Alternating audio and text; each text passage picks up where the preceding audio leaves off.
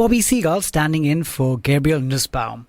So unless you were hiding under a rock last week, which I hope you weren't, you would have been aware that we had the spring statement, one of the most exciting parts of the economic year for all people interested in your personal finance. So we've got a guest that's going to help us dissect that and April price hike. So I'm really excited that we've got from NerdWallet, Amy Knight joining us. Hello, Amy, and welcome to the show. Hiya, Bobby. Thanks for having me. Yeah, no, it's a real pleasure to have you on because, I feel as if a lot of our listeners definitely have been aware through social media, all the news about the spring statement and the April price hike. So we're going to start with, can you give us an overview of what you think are the key announcements from this year's Chancellor's spring statement and what you think stood out the most?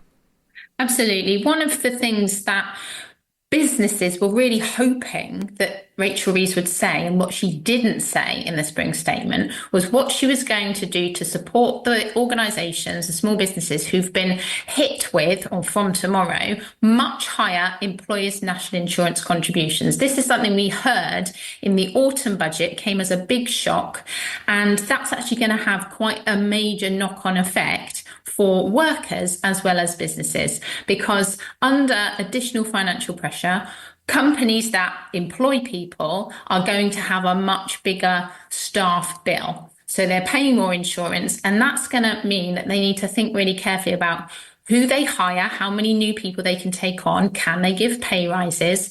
And for young people, particularly in sectors like retail and hospitality, some of their shifts, unfortunately, may be cut because where the company's going to be paying national insurance where they didn't have to before, those roles, unfortunately, could come under threat. So that was a really big thing I was listening out for. And certainly from a small business perspective, it wasn't so much what the Chancellor said as what she didn't say. There was no sort of revoking that plan or offering new ways to support businesses financially. The other really big things were the changes to benefits, which will be causing people a lot of concern, although I would urge people not to panic because changes to both universal credit and the PIP are not happening for quite some time. The changes to PIP, that's going to begin to take effect from November next year. And with universal credit changes, it's from April next year. So nothing immediately is changing, but it is very worrying for people, particularly when so many bills are going up at the moment. Thank you, Amy. And especially as thinking about when you talked about how it impact young people who work in retail and hospitality. So perhaps, how do you think these changes in the spring statement will sort of a bit more deeper dive into how it'll impact young adults, especially those who are aged sort of between 17 and 34? And were there any measures that were targeted at this age group? I think the theme of our chat today, Bobby, is probably going to be control what you can control, because there were lots of things thrown around in the media following the spring statement that we have no say in. And I think it's going to be for young people and for everybody listening about the little things you can tweak, the choices you can make to tip the odds a little bit more in your favour when it comes to your finances. And that really starts with building your financial resilience. So if you're a young person that's in one of these sectors that are most likely to be vulnerable to job cuts as a result of businesses having to pay much higher taxes, then thinking about your emergency fund becomes more important than it has done. And that means scrutinising your budget, looking at where you've got non-essential outgoings that you could be tucking that money into some sort of an easy access cash savings, and then you can access it if you needed to. So prepare for the worst case scenario. And if you hang on to your job and you're one of the lucky ones who's going to get a pay increase from tomorrow with the national living wage going up, the minimum wage going up, and your company's doing fine and they're not going to make job cuts, then you're still going to benefit from having put that money aside somewhere safe. No, thank you. So that control what you can control is really powerful. And it reminds me of when Britain had Dave Brailsford in charge of Team GB Cycling. It was like the marginal gains, so almost like your advice, like the marginal gains of money management. So you did mention about minimum wage changes coming through. I think you said tomorrow. So like the changes from the spring statement, when do they come into effect? And actually, when will young adults feel its impact? So the changes that Rachel Reeves was talking about in her spring statement, this is a gradual plan over 5 years. So a lot of the changes will come into effect gradually, and we're looking at 2030 before these measures have fully come into force. And that's when she's aiming to reclaim that fiscal headroom. And lots of people have used this phrase. And just to unpack that a little bit, basically, she's got a load of expenses that she's got to pay. That's the government spending on things like public services. And she's also got debt, or the country has got debt that it's paying off, and it's being charged interest. And like when you have to pay off a big credit card bill, when you're spending more money servicing your debt, you've got less to spend on other stuff. And that's why Rachel Reeves has been talking about having to make these tough choices. So it's going to be a gradual process for us over the next 5 years, and it's going to be subject to change. So the plan that she set out, which has been stamped by the Office for Budget Responsibility, they've said, yeah, if you do everything you say you're going to do, you should get your 10 billion fiscal headroom back. There are lots of things that could mess that up. So if interest rates stick higher for longer, if the escalating trade war has an impact on the UK, and if GDP, that's the productivity of our country, continues to be really sluggish, all of those things could wipe out the fiscal headroom and mean that Rachel Reeves needs to look at other policies in addition to the ones that she's announced so far. Gosh, so people thinking it's concrete, it's really not. It's like a moving sea, and you just got to be ready for that. In fact, one of the things that we're probably expecting are price hikes across the board. And that seems like it pretty much is a concrete thing. So are there specific items or sectors, Amy, that you think will see price rises, and how much can we expect? Are you talking about price rises as a result of the tariffs and inflation? Are you talking about general bills going up? So general bills, because of the statement, because of what Rachel Reeves said. So the bill increases that are coming into effect tomorrow, things like energy price cap, water bills, broadband bills going up, those are not really to do with anything Rachel Reeves said. What we've got to look forward to, or not, is potentially more inflation as a result of the combination of the government policies and pressures from global markets.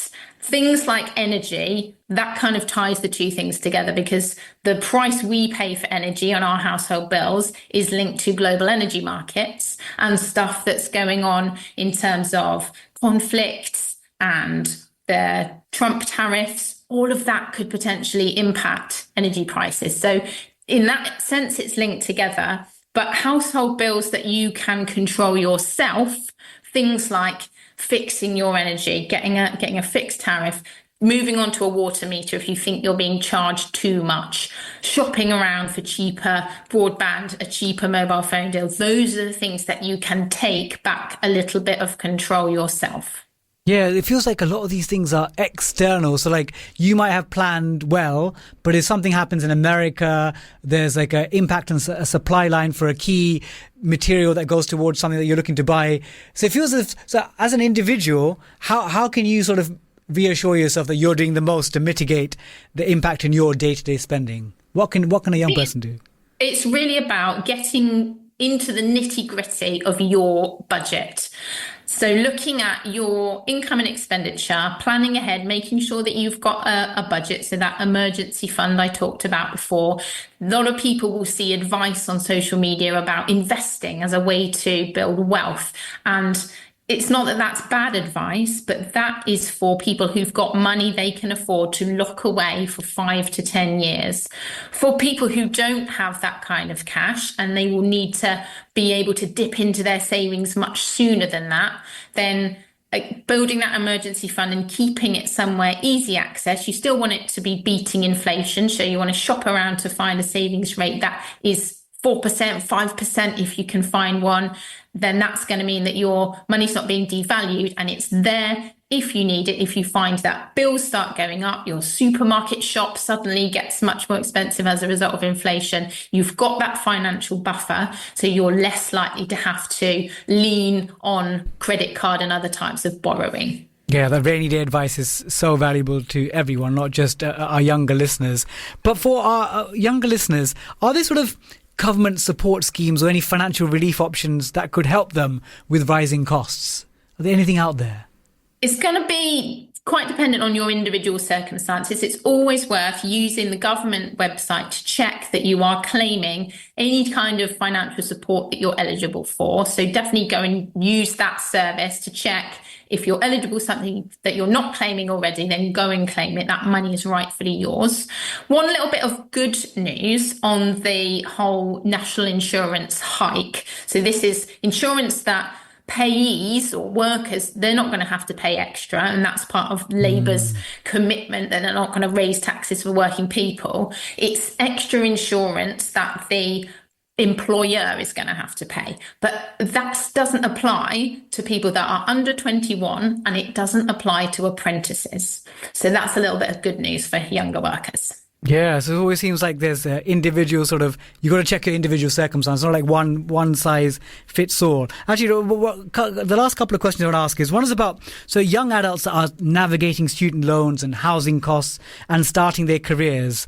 Is there anything else in the spring statement that could directly benefit them or ease their financial pressures?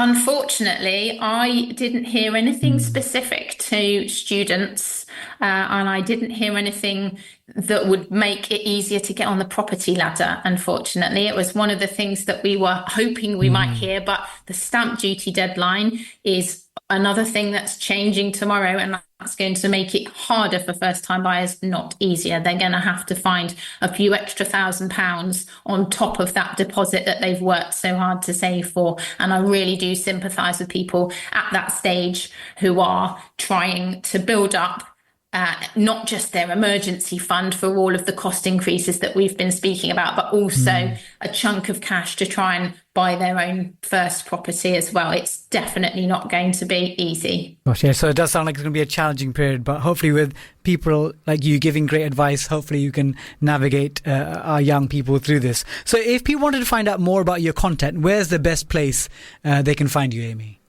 You can find me on the NerdWallet website, and I'm part of a team of nerds. We've got lots of experience in everything from pensions, mortgages, and loans, all the way through for anybody who's running their own business or self-employed or thinking of starting up a side hustle. A lot of information about running your own company as well.